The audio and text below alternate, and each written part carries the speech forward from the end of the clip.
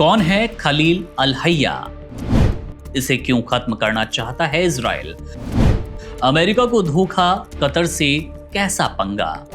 गजा की जमीन पर पैदा हुआ एक नाम, खलील अल हैया, जो कि आज हमास के राजनीतिक नक्शे पर सबसे अहम चेहरों में से एक है।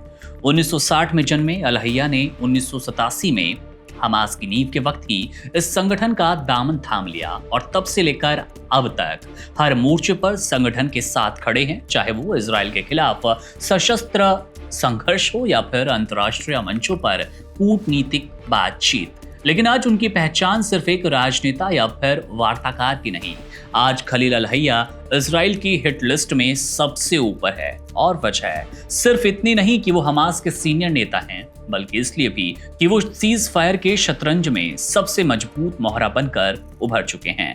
हाल ही में गाजा में जब सीज फायर वार्ता अपने निर्णायक मोड़ पर थी और हमास के नेता अमेरिकी प्रस्ताव पर विचार कर रहे थे, उसी समय इजराइल ने कतर में चल रही बातचीत के बीच गाजा पर भीषण बमबारी की। निशाना था खलील अल हैया। हमले में उनके बेटे हुमाम अल हैया और उनके एक सीनियर सहायक की मौत हो गई, जबकि 3 गार्ड भी मारे गए। अल हैया खुद बच निकले, लेकिन यह हमला एक साफ संदेश था कि इजराइल को खामोशी नहीं चाहिए, उसे सिर चाहिए, खासकर वो जो वार्ता की मेज पर बैठे हैं। लेकिन सवाल ये भी है कि जब कतर जैसे ताकतवर खाड़ी देश ये वार्ताएं कर रहे हैं, तो इजराइल ने इतनी आक्रामकता क्यों दिखाई? दरअसल कतर आज एक राजनयिक रणक्षेत्र बन चुका है और एक और अमेरिका का करीबी, दूसरी ओर हमास जैसे संगठनों से बातचीत का मंच देने वाला देश। यही कतर दोहा में हमास के नेताओं को शरण देता है, वहीं अमेरिका से अरबों डॉलर के हथियारों और सहयोग की डील करता है।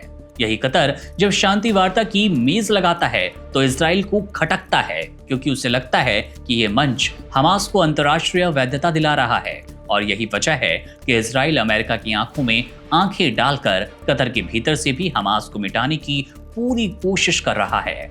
दूसरी ओर खलील अल हैया की खुद की कहानी इतनी दर्दनाक है कि उसने उनके संघर्ष को व्यक्तिगत बना दिया।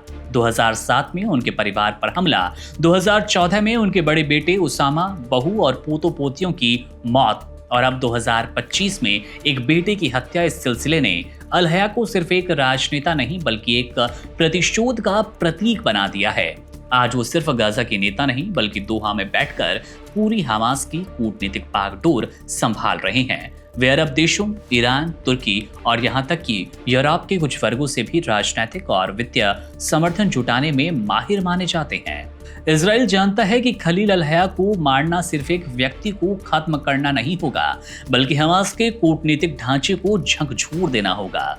इसलिए उन पर बार बार हमले हो रहे हैं। लेकिन शायद इजराइल ये भूल रहा है कि अल हैया जैसे नेता सिर्फ बम से नहीं मरते, उनके विचार, उनके जख्म और उनका संघर्ष बार बार नए रूप में जन्म लेता है और हमास के भीतर उनकी आवाज आज भी उतनी ही बुलंदियों के साथ गूंजती नजर आ रही है। वो संघर्ष की कहानी हो, प्रतिशोध की कहानी हो, हमास के वासी, हमास के लड़ाके और आप कह सकते हैं हमास के तमाम नेतृत्व आज इनकी बातों को मानते हैं, इनके उन शब्दों को याद रखते हैं जो कहीं ना कहीं इजराइल को उसकी हैसियत, इजराइल को उसके किए की सजा देने के लिए आगे बढ़ते नजर आते हैं। आज खलील अल हैया हमास के आत्मा बन चुके हैं और यही बात उन्हें इजराइल की नजरों में सबसे बड़ा खतरा बनाती है।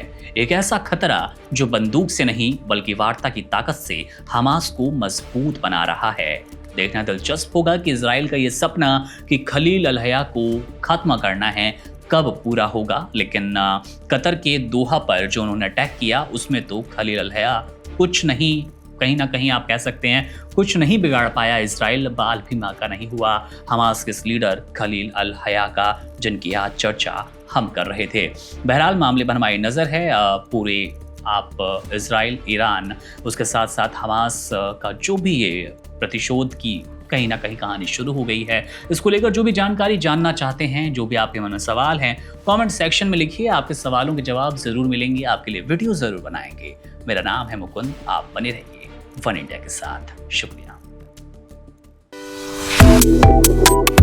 Subscribe to One India and never miss an update. Download the One India app now.